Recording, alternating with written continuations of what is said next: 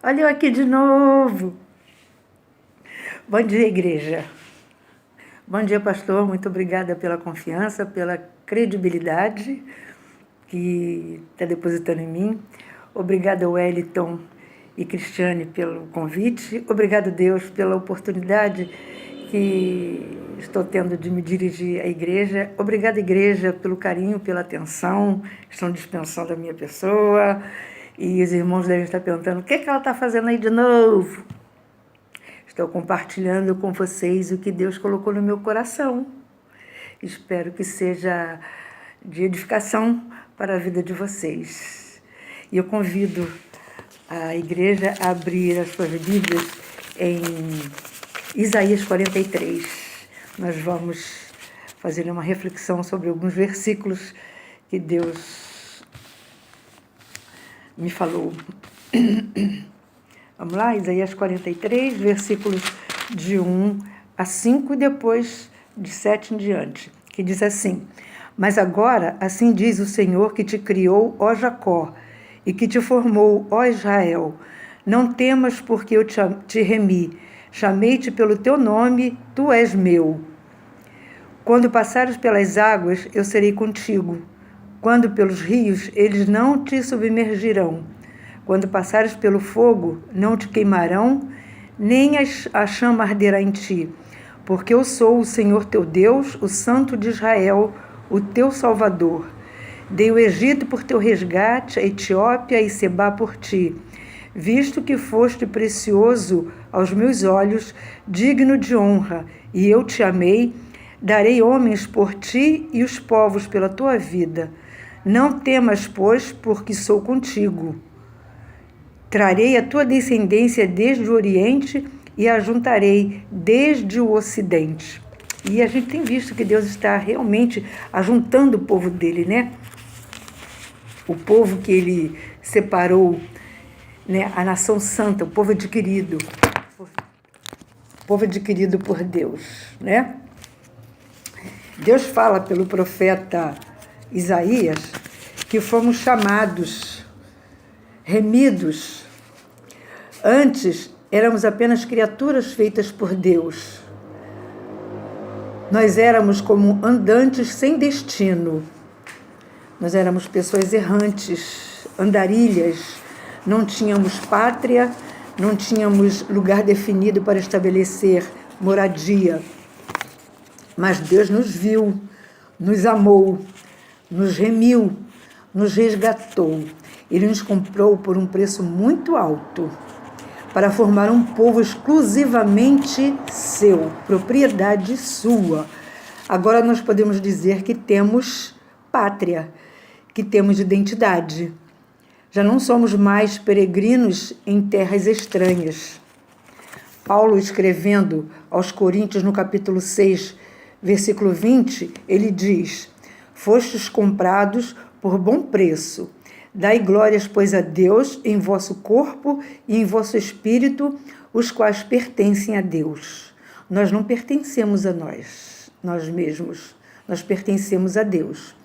Fomos comprados para fazermos parte de um povo separado por Deus e preparados para uma missão. Lá em 1 Pedro 2,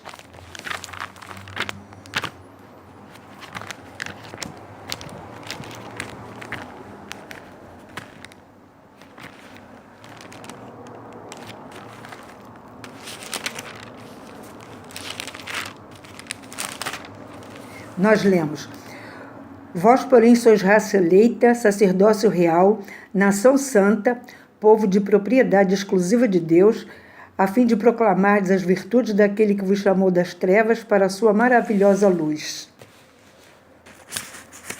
Nós fomos resgatados e Deus prometeu que estaria conosco até a consumação dos séculos. Ele não disse que nós não teríamos problemas, que a nossa vida seria só de sucessos, né? Sem dificuldades. O seu próprio filho experimentou as adversidades da vida. Jesus passou por muitas situações adversas, né? Lá em Romanos 8, o versículo 32 diz assim: aquele que não poupou o seu próprio filho, antes por todos nós o entregou. No nosso lugar, Jesus foi entregue para sofrer tudo o que ele sofreu. Quando fomos resgatados, Deus prometeu que estaria conosco até a consumação dos séculos. Ele não disse que nós não teríamos problemas, que a nossa vida seria de sucesso, sem dificuldades, né? Ele não disse que nós não experimentaríamos situações adversas. E quando o Senhor Deus diz que estaria conosco até a consumação dos séculos, nos faz lembrar o episódio de Moisés junto com o povo, sendo guiado por Deus durante o dia através da nuvem de fumaça e à noite coluna de fogo. É o Deus presente ali na dificuldade do povo, né? Na necessidade do povo. Nos lembra também dos amigos de Daniel quando foram jogados na fornalha. Eram 3 amigos que foram jogados na fornalha. E a Bíblia relata que os soldados que ataram as mãos e os pés dos amigos de Daniel foram queimados, morreram queimados porque a fornalha ela foi acesa 7 vezes mais, né, que o normal, e de tão forte que era, de longe os soldados morreram queimados. E os 3 amigos de Daniel foram jogados na fornalha e nada aconteceu com eles. Quando o rei olhou lá para dentro da fornalha, ele ficou espantado e perguntou: ué, nós não jogamos 3? Como eu vejo 4? Era o anjo do Senhor que estava ali para livrá-los, não da fornalha, mas do fogo, né? Das chamas que ardia a ponto de matar os soldados, né? Nosso Deus é o Jeová Chamar, é o Deus presente, é o Jeová Jirê, o nosso provedor, é o Jeová Rafá, é o Deus que sara, né? Em Mateus 28, 20, parte B, diz que eis que estou convosco todos os dias até a consumação dos séculos, né? Deus sempre atento às nossas necessidades, né? Nós lemos lá no Salmo 41, versículo 3, que é um dos salmos que eu gosto muito, que diz assim: o Senhor o assiste no leito da enfermidade e na doença tu lhe afofas a cama. Enfermidade, morte, frustrações, decepções, tudo isso é inerente ao ser humano, é próprio da gente, né? Fazem parte da nossa caminhada na vida. E nada pode ou deve nos separar do amor de Deus. Em Romanos 8, de 36 a 39...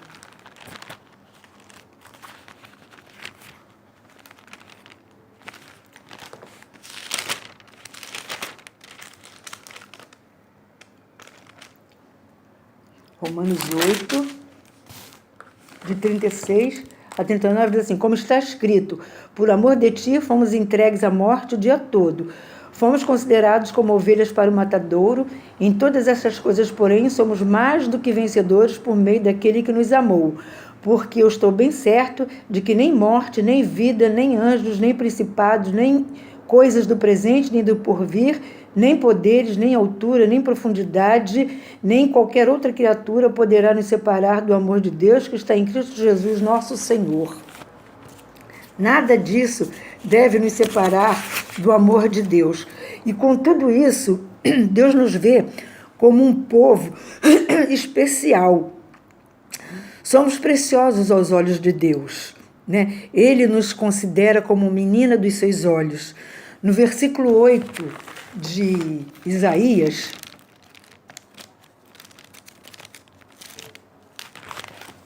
a gente lê: traze o povo, ainda que tenha olhos é cego, e surdo, ainda que tenha ouvidos, né? O povo via e ouvia das maravilhas que Deus operava, né? Assim como hoje o povo ouve e vê, mas não quer nem saber, né? Das costas, rejeita a mensagem de salvação, né? E eles não aprendem a lição. Desde aquela época, né? Eles tinham ouvidos, tinham olhos, mas não aprendia as lições que Deus ensinava mediante sua manifestação na história do povo. Jesus fala para João no capítulo 20, versículo 29b, bem-aventurado os que não viram e creram. Nesse tempo de pandemia, o que Deus quer nos ensinar? O que Deus quer me ensinar? O que eu posso aprender com esse episódio, né? Com certeza, muita coisa positiva eu posso aprender dentro dessa tragédia, porque é uma tragédia que nós estamos vivendo, né? Depende de que olhar eu estou tendo, que foco eu estou vendo. Se nós pararmos para observar, nunca teve tanto culto online, cantores, grupos musicais gospel se apresentando na televisão de graça, né? Quando eles cobravam, às vezes, fortunas para se apresentar algumas horinhas em locais, eles estão se apresentando na televisão 0800, de graça, né? A gente tem visto campanhas de oração, campanhas de jejum, o povo se voltando ao primeiro amor, né? Buscando a Deus, clamando por misericórdia, por cura de enfermidades, né? Quantas lives a gente tem visto na televisão de cantores com músicas, né? Pedindo a misericórdia, clamando a misericórdia de Deus, né? O povo tem trazido... Deus tem, assim, triste com o povo que estava muito ativista, muito disperso, né? E muito religioso, mas de cristão quase não se via, não via nada assim de atitudes cristãs, só ativismo, né? O povo está voltando a orar mais, a buscar mais conhecer a palavra de Deus, a viver a comunhão que antes era restrita só aos templos, né, a 4 paredes, e Deus está nos chamando para experimentar essa comunhão no nosso dia a dia, né, fora do templo, e testemunhar do amor e do poder desse eu sou, né, que é o nome de Deus, né, que não está preso a tempo e nem a circunstâncias, que tem o domínio, né, em suas mãos, que criou todas as coisas, criou o universo e tudo que nele há, né, e tem domínio nas suas mãos, né, e ele nos separou para sermos suas testemunhas. No versículo 10 de Isaías diz assim: vós sois minhas testemunhas, diz o Senhor, o meu servo a quem escolhi, para que o saibais e me creiais e entendais que eu sou eu mesmo, e que antes de mim Deus nenhum se formou e depois de mim nenhum haverá. Quer dizer, Deus é único. Deus é único e Ele não divide a glória dele com ninguém. Nós temos visto pessoas de todas as nações se mobilizando, fazendo doações de alimentos para as pessoas necessitadas. Nós temos visto campanhas de orações, de atendimentos psicológicos para pessoas que estão doentes emocionalmente pela crise na área da saúde e também por essa crise na política, né? É só informações negativas, só tragédias, só notícias de corrupção, pessoas aproveitando essa situação da epidemia para fazer maldade, né? Pessoas ruins, com coração ruim, coração duro. Foi preciso essa epidemia para rompermos barreiras físicas e geográficas, mas principalmente a barreira da diferença pessoal, né? Paulo, escrevendo aos Filipenses, ele diz: nada façais por partidarismo ou por vanglória, mas com humildade, considerando cada um os outros superiores a si mesmo. Não tenha cada um em vista o que é propriamente seu, senão também cada qual o que é dos outros. Deus nos viu, nos comprou por um preço muito alto, nos escolheu, separou para sermos suas testemunhas, dizer ao mundo que Ele é o único. No versículo 11 a gente lê: eu sou o Senhor e fora de mim não há Salvador. E o versículo 12: Eu anunciei salvação, realizei-a e a fiz ouvir. Deus estranho não houve entre vós, pois vós sois as minhas testemunhas, diz o Senhor. Eu sou Deus. Ainda antes que houvesse dia eu era, e nenhum há que possa livrar alguém das minhas mãos. Agindo eu, quem o impedirá? Deus não divide a sua glória com ninguém. Ele é único e ele quer a glória só para ele. E ele tem esse direito. A gente vê muitas das vezes pessoas se dizem cristãs que tocam na igreja ou cantam na igreja e dividem a glória de Deus lá fora também, né? Consagra às vezes a voz, consagra o instrumento, o saber tocar instrumento e às vezes usa lá fora também. Deus não se agrada porque a pessoa está servindo a dois senhores. Lá fora, a pessoa está sendo paga para tocar o que o público pedir.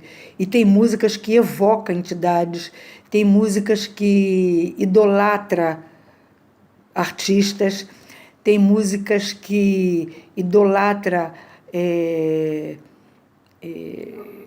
feituras por mãos humanas, né? Ídolos feitos por mãos de homens, né? São mencionados em determinadas músicas, e aí o que pedir para tocar, tem que tocar. O que pedir para cantar, tem que cantar, porque está sendo pago. E como é que a pessoa vai dizer não?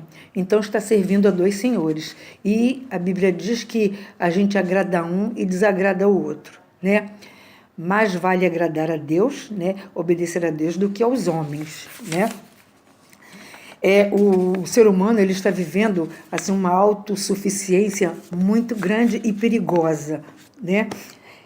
E essa autossuficiência acaba levando a pessoa ao caos, ao insucesso. Lá em Provérbios 16, versículo 1, diz que o coração do homem pode fazer planos, mas a resposta certa dos lábios vem do Senhor, né? Quantos planos o homem faz e falha, né? Porque a resposta certa vem de Deus. A gente tem que submeter o nosso coração, todos os nossos planos, nossas ideias a Deus. Se Deus concordar e permitir, Deus vai realizar, se for bênção para a nossa vida. Se não for, Deus não vai permitir que se execute, né, aquele plano que a gente intentou, né? E também eu gosto muito lá do versículo 11 de Jeremias 29, que diz que eu é que sei que pensamentos penso de vós, pensamentos de paz e não de mal, para vos dar o fim que desejais. Deus sabe o que pensa a nosso respeito e Ele sabe o que é bom para a gente.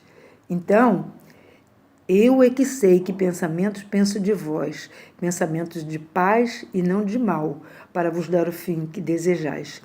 Que nós aprendamos nesse tempo de isolamento social a entrarmos na dependência total de Deus, a pedir ajuda a Ele, para nós nos rendermos a Ele e dizemos: Senhor, sem Ti eu não sou nada, eu não posso nada, eu não sei nada, ajuda-me. E buscar conhecer a Sua palavra e vivê-la dia a dia, sendo um instrumento nas mãos de Deus para abençoar as vidas que estão perecendo, que estão morrendo, que estão sofrendo sem conhecer o plano de salvação, sem conhecer o plano de vida eterna, sem conhecer o Deus que provê necessidades, o Deus que sara as nossas enfermidades, as nossas feridas emocionais. Um Deus presente em todos os momentos da nossa vida.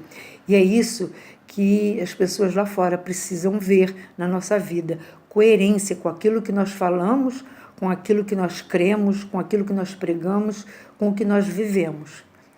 Que sejamos um instrumento nas mãos de Deus para viver essa comunhão com os domésticos na fé, mas principalmente com os de fora, para serem alcançados por Cristo Jesus através de nós. Que Deus nos abençoe. Obrigada pela atenção. Um bom domingo para todos.